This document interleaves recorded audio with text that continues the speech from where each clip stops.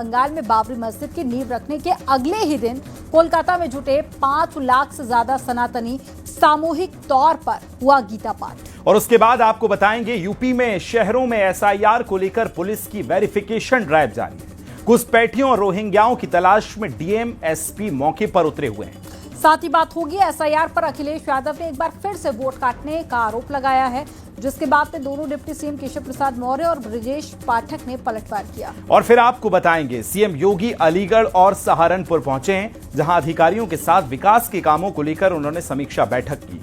साथ ही law and order पर भी फीडबैक लिया है। देखते हैं अब खबरें विस्तार से।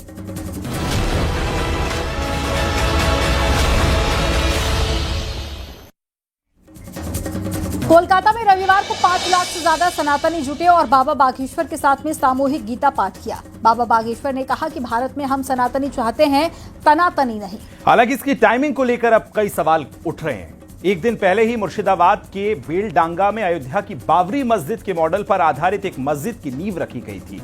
उसी से जुड़ी आपको रिपोर्ट दिखाते हैं।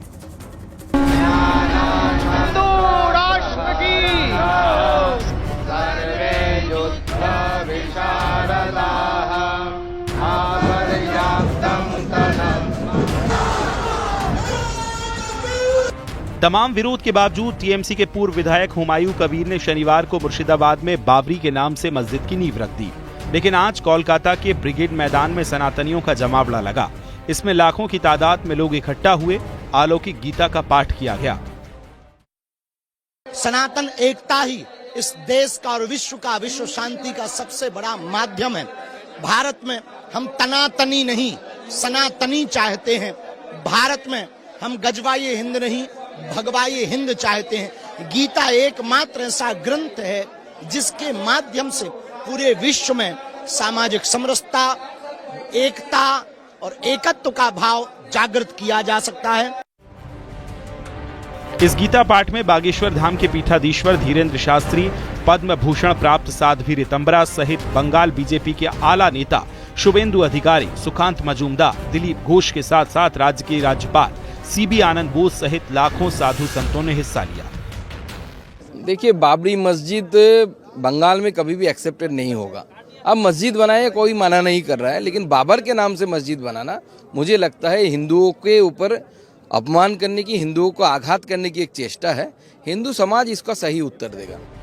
शनिवार को टीएमसी से सस्पेंड किए गए विधायक हुमायूं कबीर ने पश्चिम बंगाल के मुर्शिदाबाद के बेलडांगा में बाबरी मस्जिद जैसी मस्जिद का शिलान्यास किया, जिसके बाद से पूरे देश में विवाद खड़ा हो गया। हुमायूं कबीर ने बड़ा ऐलान किया, वो बंगाल में ओवैसी के साथ मिलकर चुनाव लड़ेंगे और अपनी पार्टी अलग बनाएंगे। सनातन धर्मावलंबी मानुष उनका पवित्र गीता पाठ कर रहा है।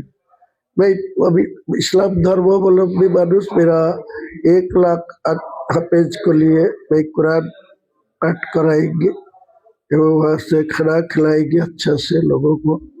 वो 1 लाख कुरान का हाफिज को भी खाना खिलाएंगे।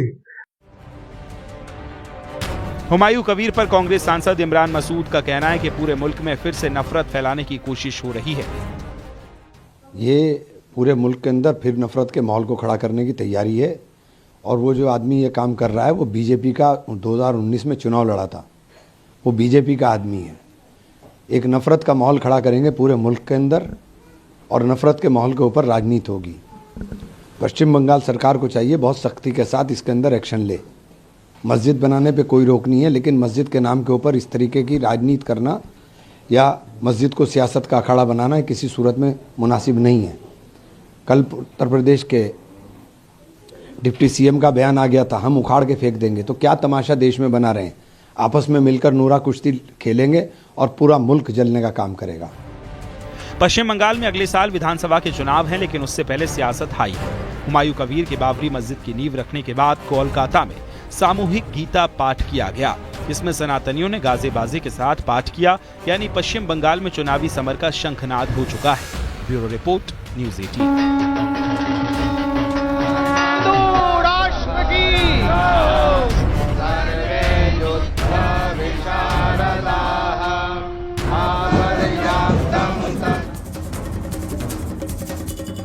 संसद में कल और परसों वंदे मातरम को लेकर 150 साल पूरे होने पर विशेष बहस होने वाली है। लोकसभा में इस बहस पर चर्चा कल प्रधानमंत्री नरेंद्र मोदी दोपहर 12 बजे करने वाले हैं। वहीं राज्यसभा में 9 दिसंबर को ये चर्चा गृह मंत्री अमित शाह करेंगे और संसद के शीतकालीन सत्र में ये बहस राजनीतिक और सांस्कृतिक दोनों स्तरों पर महत्वपूर्ण मानी जा रही है। आपको रिपोर्ट में दिखाते हैं।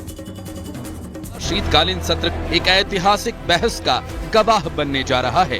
राष्ट्रगीत वंदे मातरम पर विशेष चर्चा होगी। सवाल है क्यों और इसका संदेश क्या है। दरअसल इस साल वंदे मातरम की रचना के 150 साल पूरे हो रहे हैं। बंकिम चंद्र चटर्जी ने इसे 1875 में लिखा था और बाद में अपने उपन्यास आनंद मठ में इसे शामिल किया। 1950 में इसे भारत गणराज्य का राष्ट्रगीत घोषित किया गया। स्वतंत्रता संग्राम में यह गीत एक प्रेरणा बना। वंदे मातरम का नारा आजादी की लड़ाई का प्रतीक था। वंदे मातरम होना चाहिए। वंदे मातरम तो आज़ादी दिलाने वालों का एक बहुत प्रिय गीत था और आज़ादी के बाद जो व्यवस्था बनी है उसके हिसाब से राष्ट्रीय गान और राष्ट्रीय गीत ये दोनों ही हमारे लिए बहुत ही आदरणीय है और हम हर पूरी सम्मान के साथ इसको विधानसभा में भी हो रहे हैं और हमें अभी माननीय योगी जी ने भी इसके बारे में काफ़ी कुछ कहा। सरकार का कहना है कि ये चर्चा सिर्फ गीत तक सीमित नहीं होगी बल्कि भारत की सांस्कृतिक जड़ों, स्वतंत्रता आंदोलन की उस भावना को भी उजागर करेगी जिसने देश को एक सूत्र में बांधा। प्रधानमंत्री नरेंद्र मोदी लोकसभा में 8 दिसंबर को बहस की शुरुआत करेंगे, जबकि राज्यसभा में अमित शाह मोर्चा संभालेंगे। सरकार इसे राष्ट्रीय एकता का प्रतीक बता रही है। विपक्ष का आरोप यह है कि कदम चुनावी सुधारों और एसआईआर जैसे मुद्दों से ध्यान भटकाने की कोशिश है। इस बहस के राजनीतिक मायने भी हैं। बंगाल कनेक्शन को लेकर चर्चा तेज है क्योंकि वंदे मातरम की जड़ें बंगाल में हैं और अगले साल राज्य में चुनाव होने हैं। यूपी के अलग अलग शहरों में लगातार पुलिस की वेरिफिकेशन ड्राइव तेजी के साथ में चल रही है। एसआईआर को लेकर सीएम योगी के निर्देश के बाद में घुसपैठियों और साथ ही रोहिंग्याओं के खिलाफ अभियान चलाया जा रहा है। अब तक हजारों परिवारों से पूछताछ हो चुकी है। इनमें लोगों में ज्यादातर बंगाल और असम से आए लोग शामिल हैं। जांच के दौरान इन लोगों के आधार कार्ड, वोटर आईडी कार्ड सबकी जांच की जा रही है और देखिए इसी से जुड़ी किस तरह से ड्राइव चल रही है। रिपोर्ट आपको दिखाते हैं।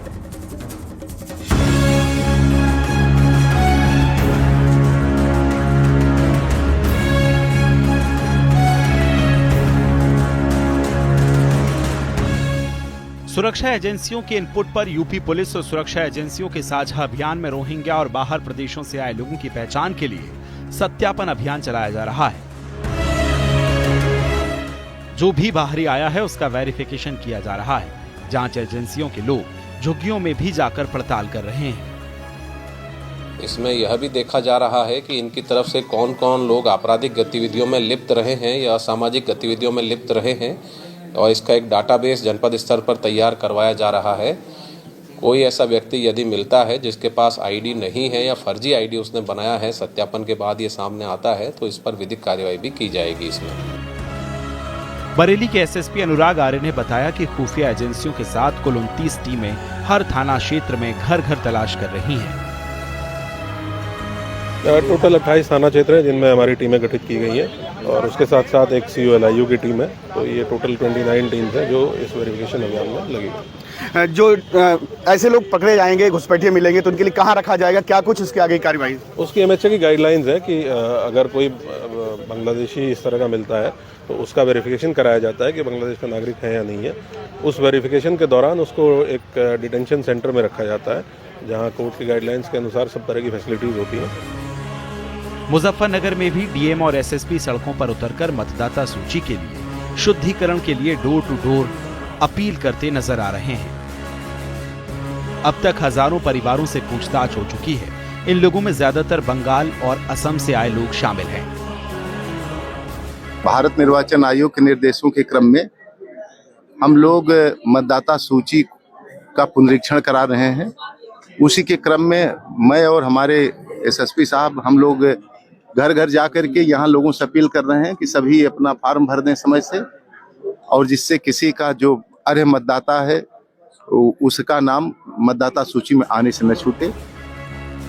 जांच के दौरान इन लोगों के आधार कार्ड, वोटर आईडी कार्ड सबकी जांच हो रही है ताकि पता लगाया जा सके कि ये लोग कहीं किसी अवैध गतिविधि में शामिल तो नहीं हैं। Bureau report, news 18।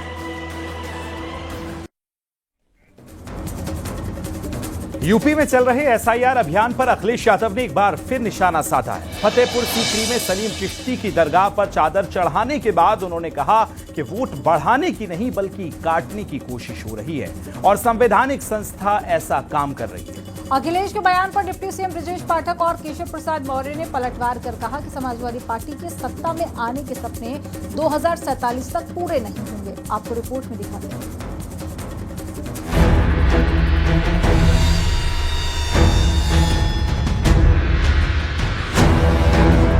आगरा के फतेहपुर सीकरी में हजरत शेख सलीम चिश्ती की दरगाह पर समाजवादी पार्टी के अध्यक्ष अखिलेश यादव पहुंचे।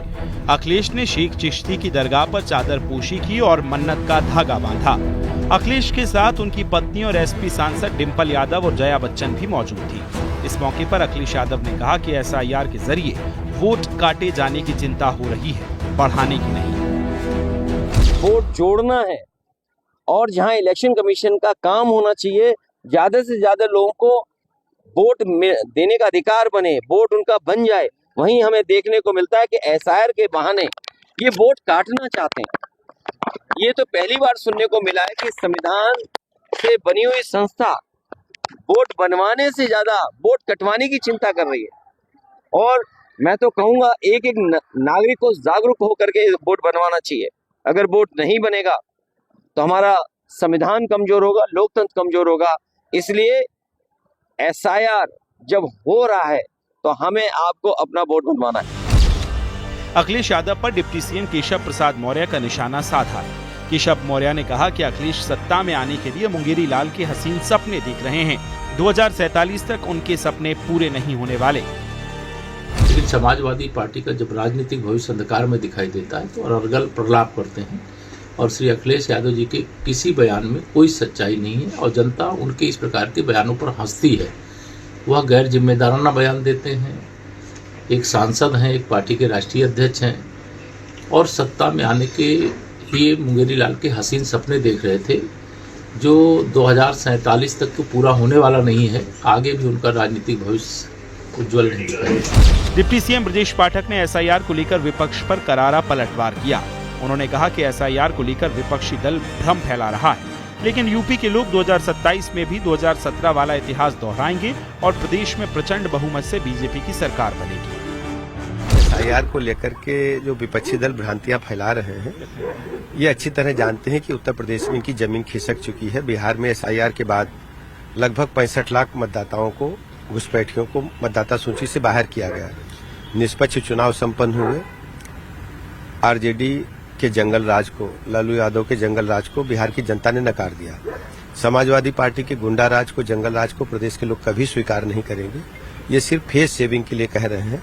उत्तर प्रदेश के लोग 27 में भी 17 वाला इतिहास दोहराएंगे और प्रचंड बहुमत के साथ बीजेपी की पुनः सरकार होगी। अखिलेश यादव लगातार एसआईआर को लेकर हमलावर है। संसद में और संसद के बाहर अखिलेश और उनकी पार्टी के नेता एसआईआर पर बयानबाजी कर रहे हैं। बीजेपी में भी अखिलेश और एसपी के नेताओं पर हमलावर नेता दिख रहे हैं। Bureau report, news 18।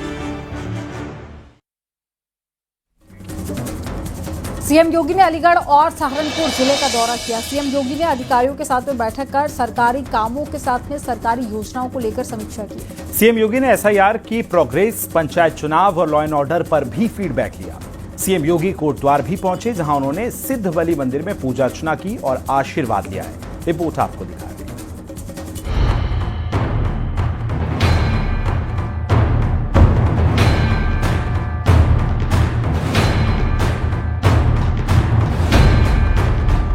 सीएम योगी अलीगढ़ के दौरे पर रहे।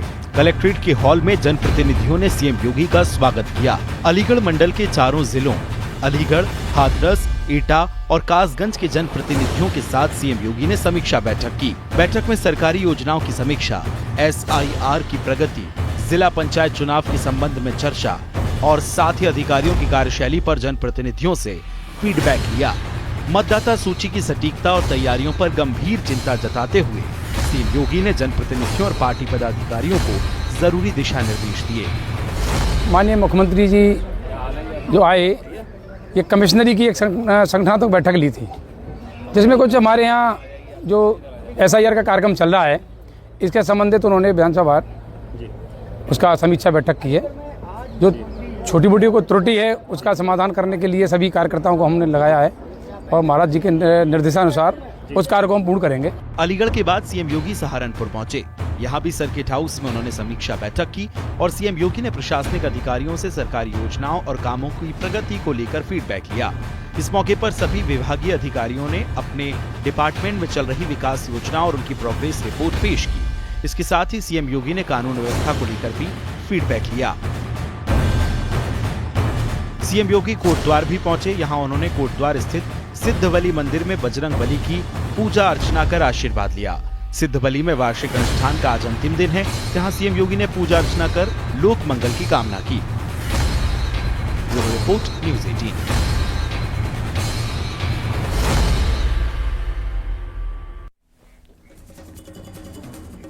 और अब बात करते हैं इंडिगो संकट की, जो खत्म होने का नाम नहीं ले रहा है। इंडिगो की उड़ानें रद्द होने का सिलसिला लगातार जारी है। आज भी 500 से ज्यादा फ्लाइट कैंसिल होने से यात्रियों का काफी परेशानी का सामना करना पड़ा यात्रियों को। आपको रिपोर्ट दिखाते हैं।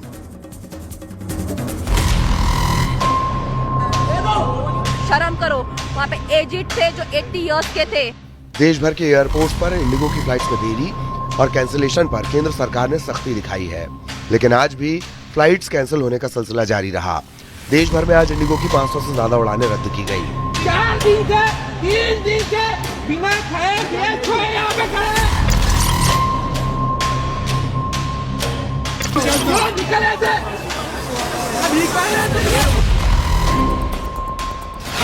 हैदराबाद से इंडिगो की 115 फ्लाइट रद्द की गई, मुंबई से 112, बेंगलुरु से 150, दिल्ली से 109 उड़ान रद्द की गई। चेन्नई, त्रिची और चंडीगढ़ से भी फ्लाइट कैंसिलेशन जारी है। कुल मिलाकर आज इंडिगो की 538 फ्लाइट्स प्रभावित हुई। पिछले 3 दिनों में इंडिगो की 2000 से ज्यादा फ्लाइट कैंसिल हुई है।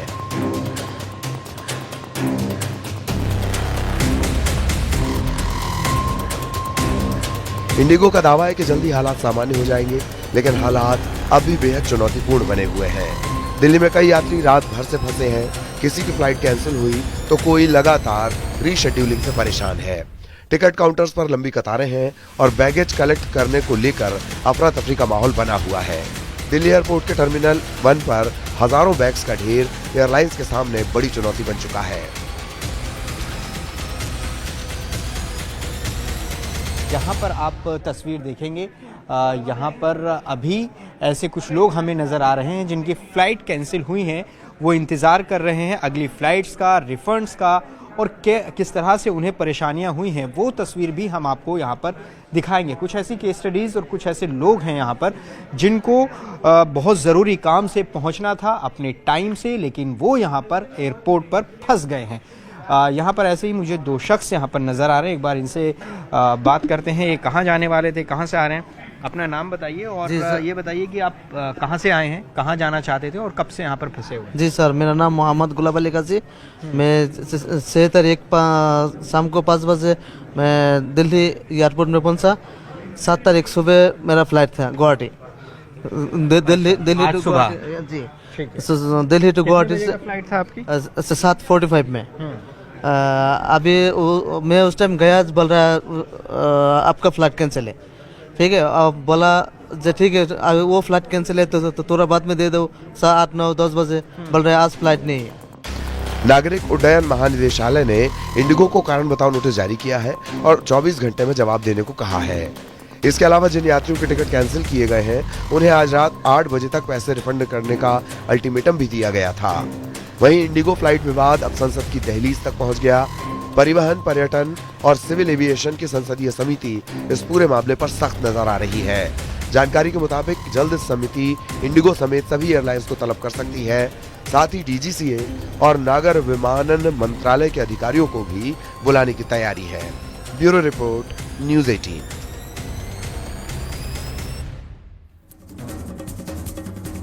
यहाँ रुकेंगे एक छोटे से ब्रेक के लिए। बने रहिए न्यूज़ 18 के साथ।